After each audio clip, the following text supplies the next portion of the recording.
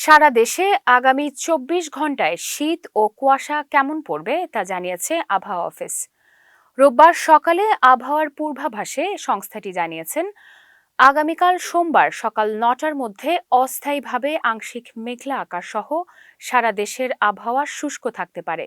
মধ্যরাত থেকে সকাল পর্যন্ত সারা দেশের কোথাও কোথাও মাঝারি থেকে ঘন কুয়াশা পড়তে পারে এবং কোথাও কোথাও দুপুর পর্যন্ত তা অব্যাহত থাকবে।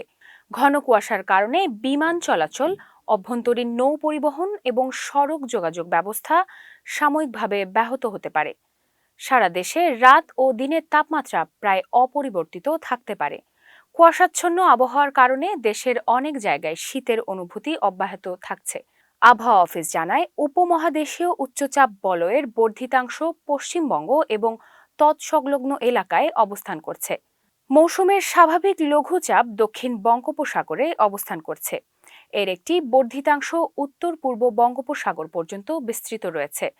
এদিকে আজ সকাল ৬টায় দেশের সর্বনিম্ন তাপমাত্রা রেকর্ড করা হয়েছে কিশোরগঞ্জের নিকলীতে ৯.৮ ডিগ্রি সেলসিয়াস।